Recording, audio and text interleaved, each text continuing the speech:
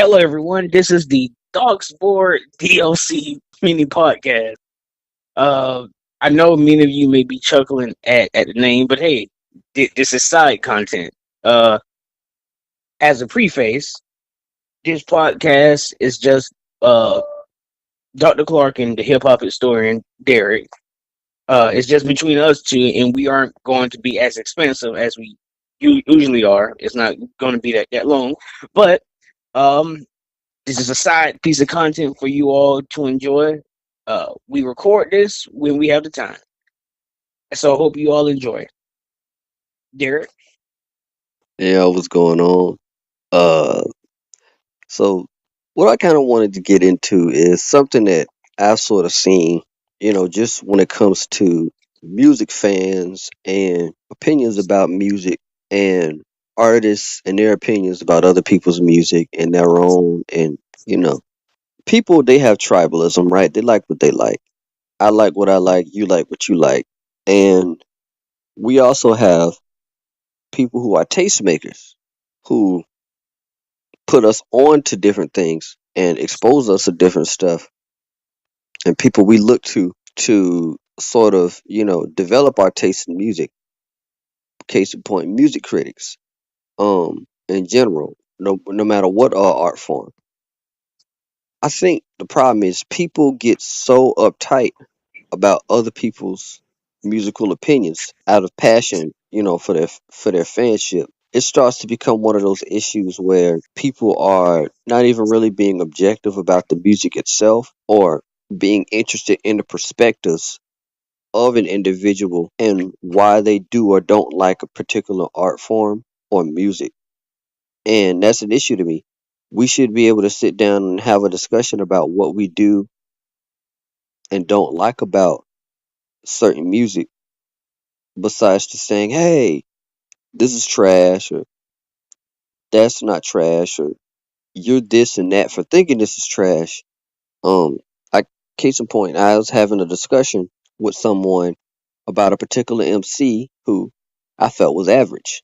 Now, as far as the skill set goes, objectively speaking, I felt like this particular MC did not have the technical skill set that other rappers had.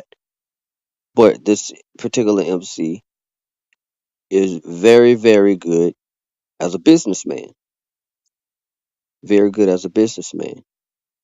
Uh, and P Diddy, by the way, P Diddy has had other people write his stuff. He's not the most technically inclined MC. I mean, he never really wanted to be.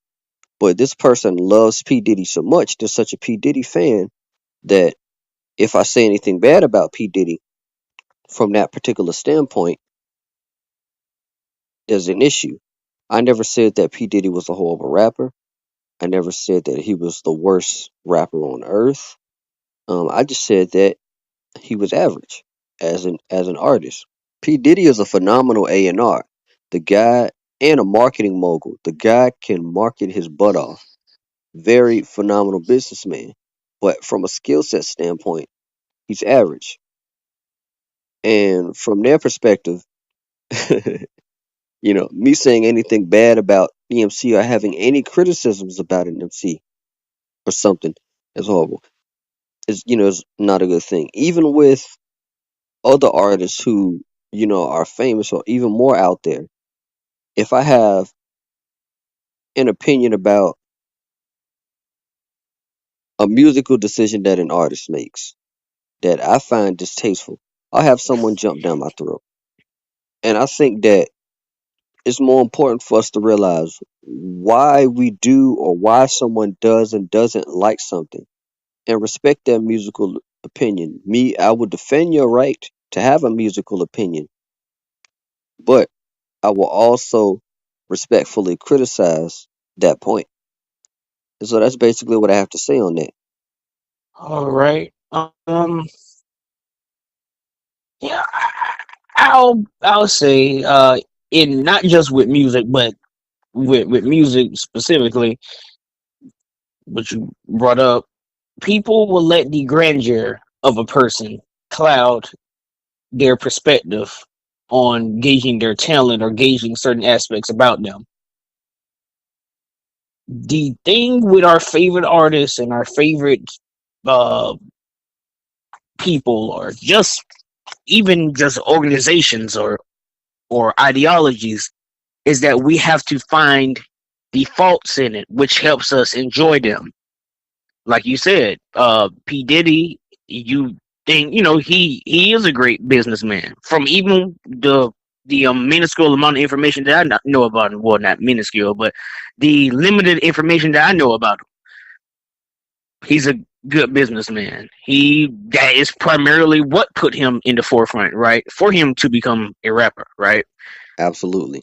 Matter of fact, which I'm going to do. I'm doing a biography on a future date on a particular female R&B singer.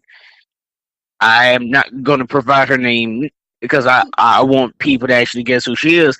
She actually, because P Diddy actually, his original artistry that he found success in was actually dancing.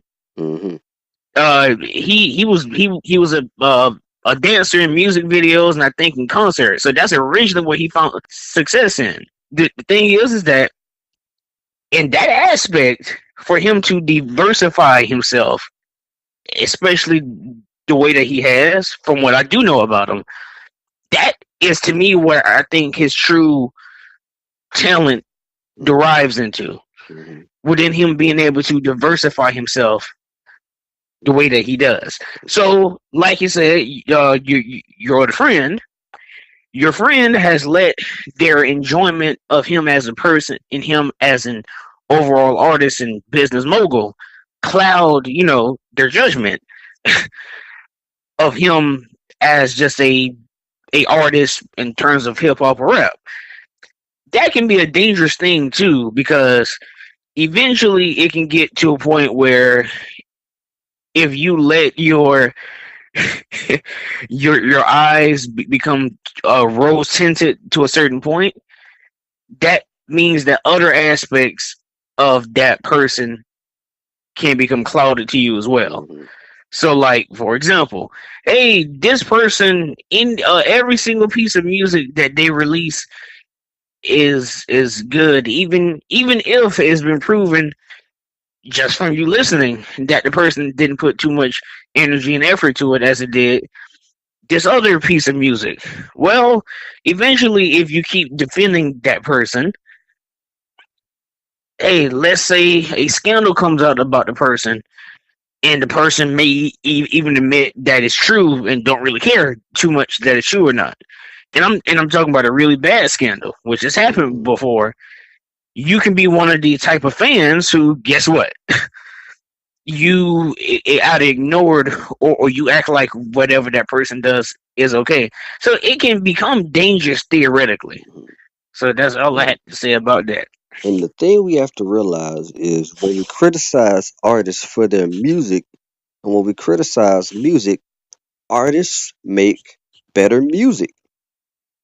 Point blank, period. People get better with criticism. So I think that's an aspect that is needed. I think that there should be a way in which, an envelope in which we judge things, in which we evaluate stuff. Um, and I'm not saying that no one should be able to not enjoy something. There's many artists who, from an objective standpoint, don't have the particular skill set that another artist does, but you can still enjoy them, and that's perfectly fine.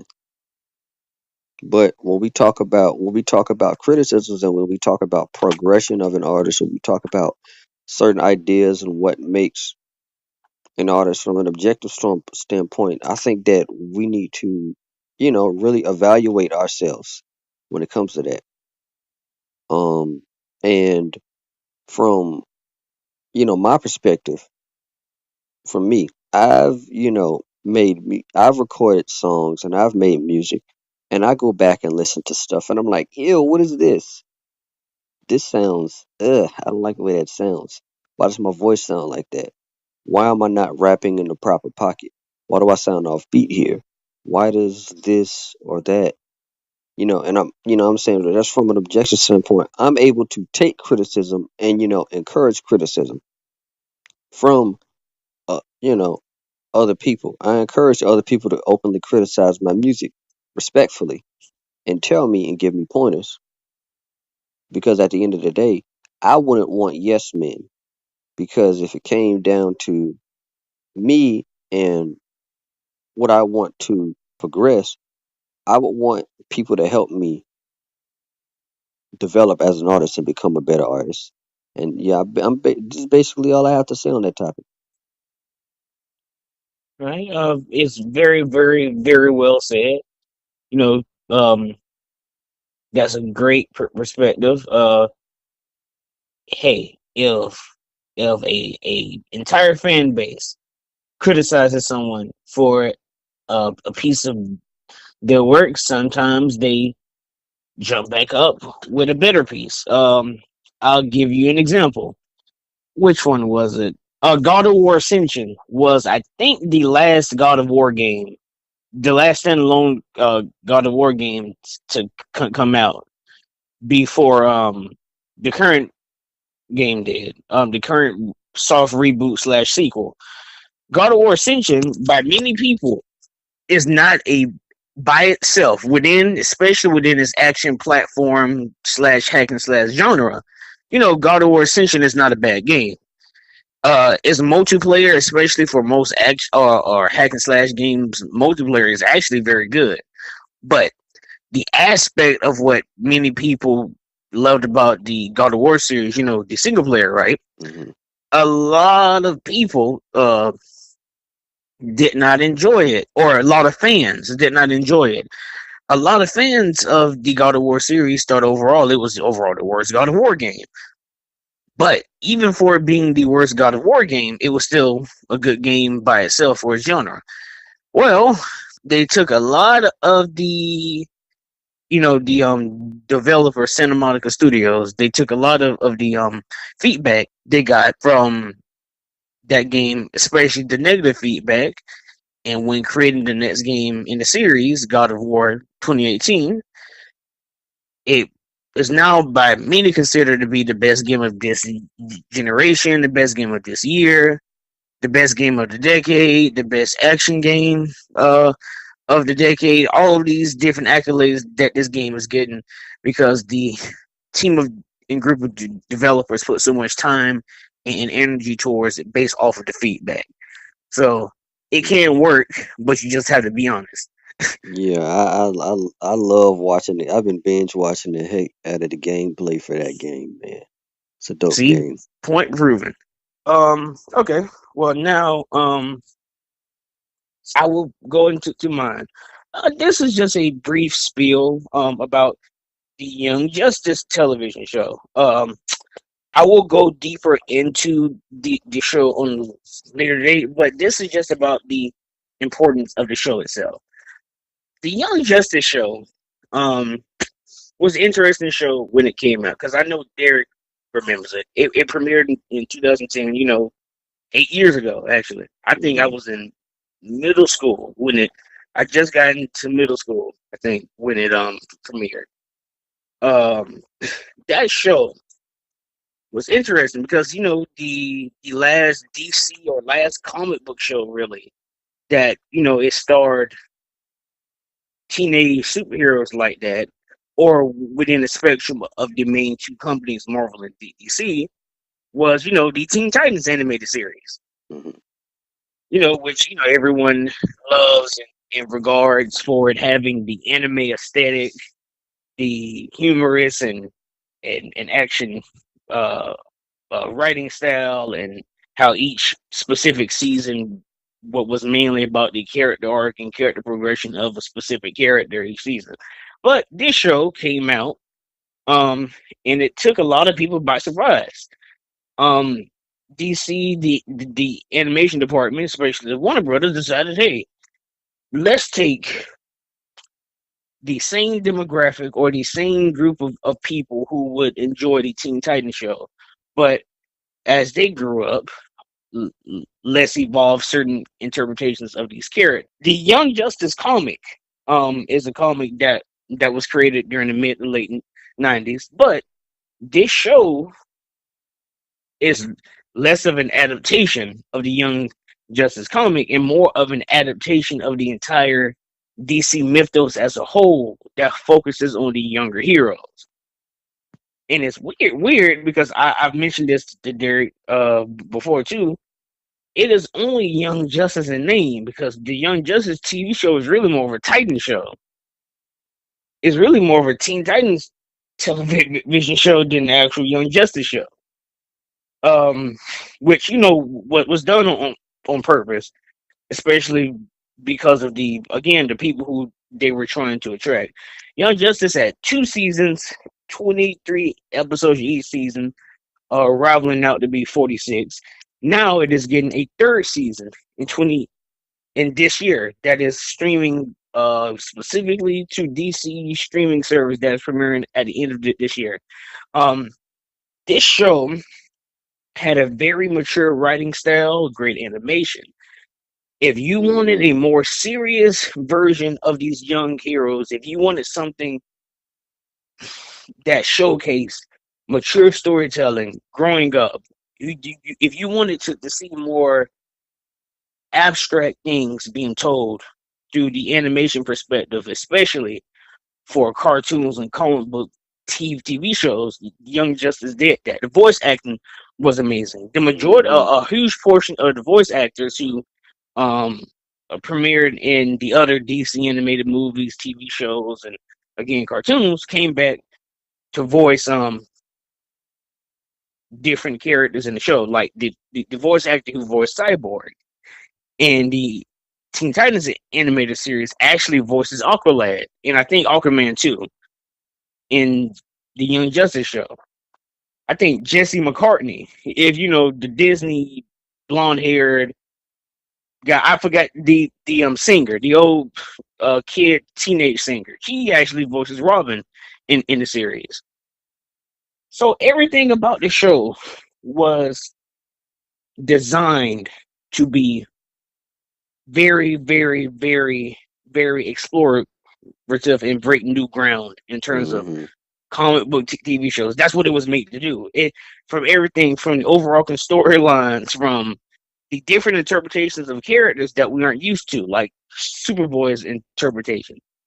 But the problem got into, especially during the time period of which it aired in, it not many people were ready for it because it aired during the time period, especially on Cartoon Network. It's really animation as a whole, but especially Cartoon Network, where the especially because it's an action cartoon, the demographic was shifting and the environment for it was shifting. Hmm. Now it's too expensive for you to produce an action cartoon because they don't have as much overhead Hmm. as and you don't get as much back as from a lower budgeted comedy oriented cartoon. That's why Young Justice only had 2 seasons back then. Now, I think it has gotten, but it has a very very large cult following, and and following is very vocal, and that's why it's getting a third season called Young Justice Invasion. Not Invasion, Young Justice Outsider. Invasion is the second season title. Hmm. So, overall, what are your thoughts on it, Derek? Um, like I said, I'm excited for it. I've watched both seasons. Um, the thing that I really enjoyed, like you said, like it was a pretty maturely written show. Especially like some of the elements that they incorporated in it, like from like their, like the political landscape inside the show, as far as like the way that affected characters' actions and different things they did. Some of the characters' backstories, particularly Miss Martian, uh, Right. like with her and her backstory in particular. I'm not going to spoil that for you guys, but how you can sort of how you can sort of couple that with some issues that you know people experience, particularly minorities. Very interesting stuff. Um, and then you figure, like just the way that it explored the backstories for a lot of these characters. and even the movies that sort of coincide with the Young Justice show. It pretty good show. So if you want something that is probably even more mature than Teen Titans, I would say. Would you say that, Diamante? Would I say what again? That Young Justice is even more mature than Teen Titans? Oh no, yeah. Remember that? Remember, I remember you saying earlier that it's actually a if you want a more or if you wanted a more mature version and it grew up with the audience and the demographic from the original Teen Titans animated series. Hmm. Yeah, so yeah, no, it was more mature, but that was the entire thing that attracted a lot of people towards the show was that it was mature. If you wanted a more like, it's just like the Ben 10 shows at the original show. Even though people don't understand is that the writing for Ben 10 Ultimate Alien and Alien Force was more mature and more compact than the original series. I still think overall the original series is overall the best show, Hmm. but it wasn't from a writing department. But and that's really what it got into. That's what Young Justice did. Young Justice was it was a show that I know it got a lot of people who I know who to read certain aspects, to read certain especially the overarching story arc from concerning Superboy in the first season. I know which is primarily based off of the death or return of Superman story arc. He read that just to see what that was based off of. And that's the aspect of what these shows are supposed to do. These shows are supposed to sell merchandise. That's why they're made. They're supposed to sell and make money off of them. So be it you buying the show's DVDs, you're buying toys, video games, even comic books that are surrounding it. These Hmm. companies know that. So the aspect of the show's maturity was its biggest seller. But like I said before, which I'm going to talk about the cancellation of cartoons on a later date as an overarching topic in our main podcast. So Hmm. everyone, if you would like to hear that, please look for that. Hmm. Young Justice, even though it had a very good teenage to adult demographic, I think particularly between the ages of 13 and 42, Young Justice didn't have too much of a young child following because of, you know, especially the channel it was based off of. Because, like I said, at during the late 2000s, 2010s, this is right after the cancellation of Toonami, right? Hmm. Which was Cartoon Network's go-to channel of where they aired action-oriented cartoons. Some comedy from time to time, like Hamtaro, but primarily action-based cartoons. But in Cartoon Network, tried to replicate that success, but out of Toonami. And guess what? Not only didn't they have the necessary programming block slash platform to do so anymore, they didn't have the children's demographic anymore. Hmm.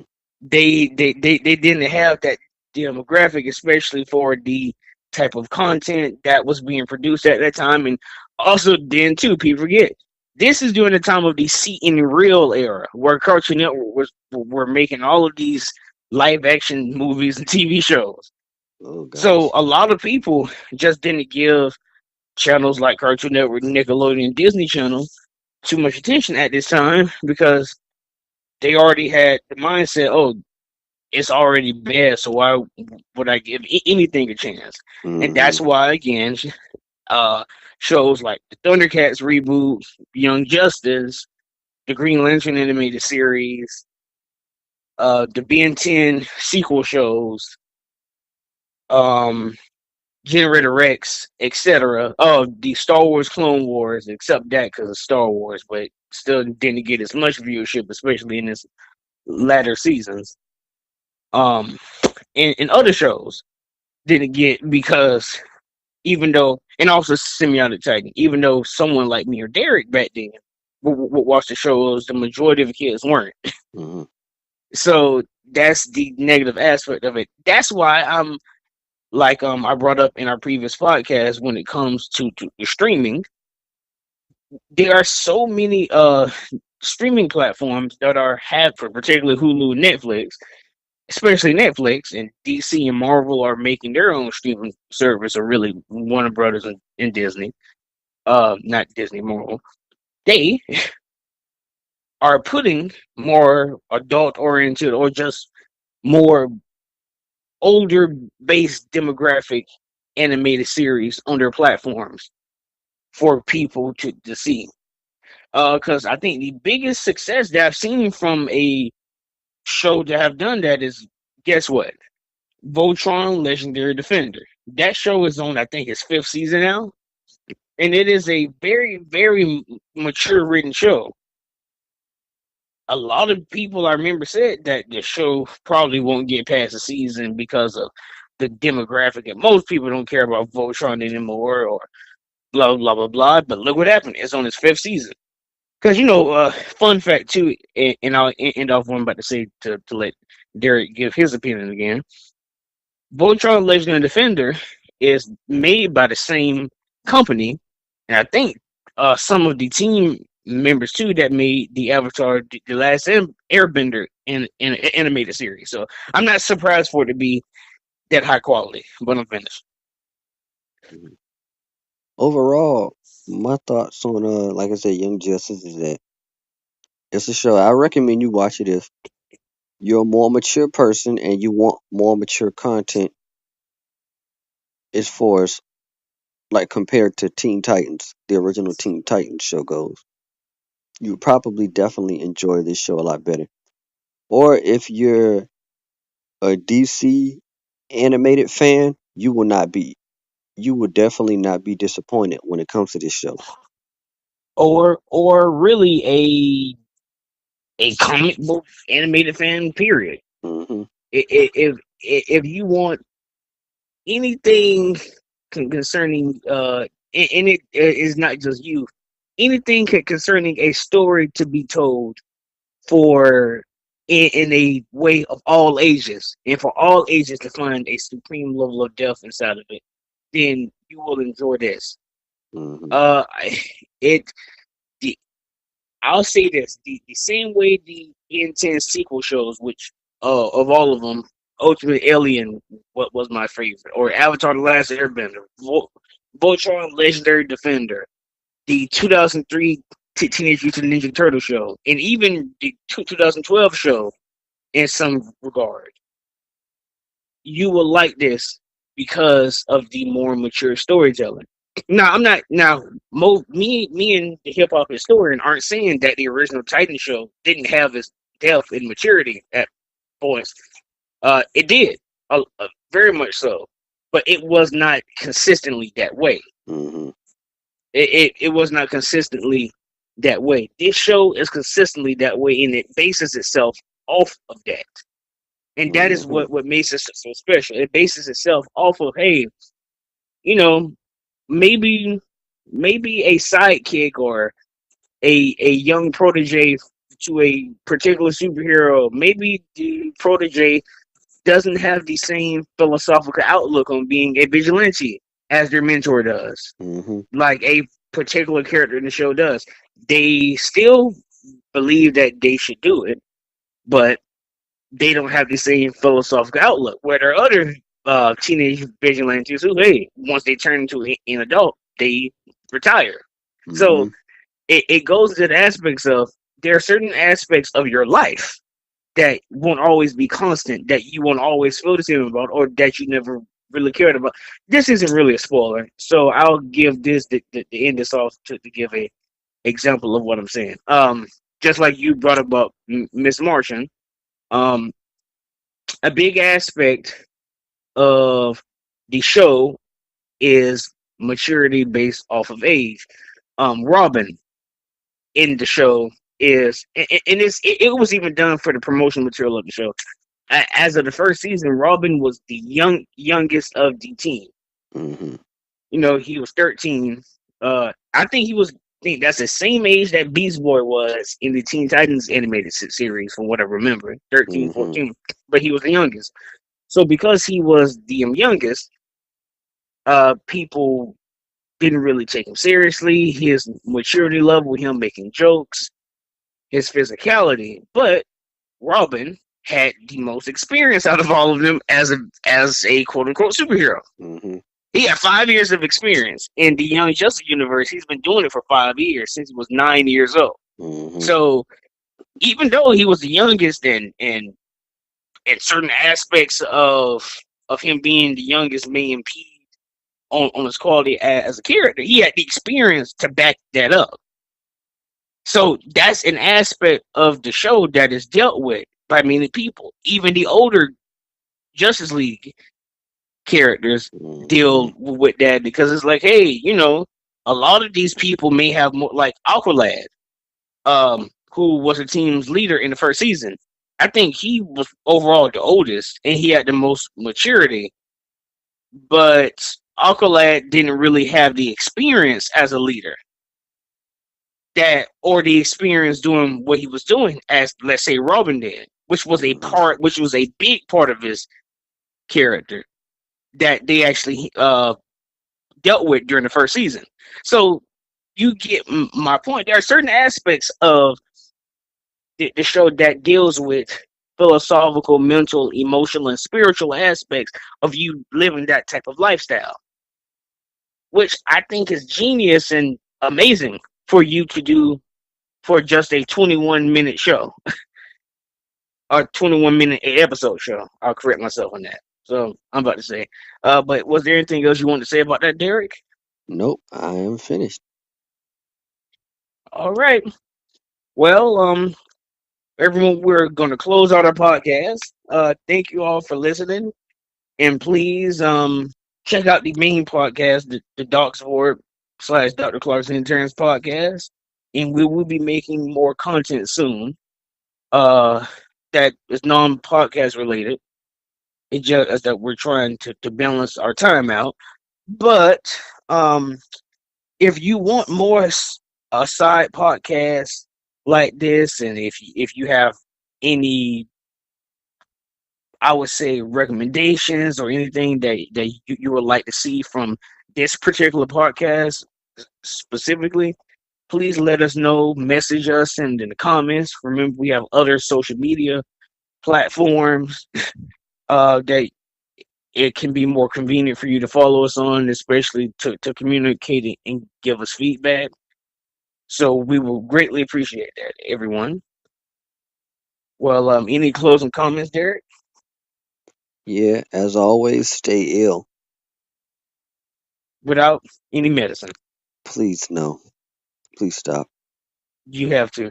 But hey, everyone, thank you for listening to our podcast, and we will see you all later. Alrighty, bye bye.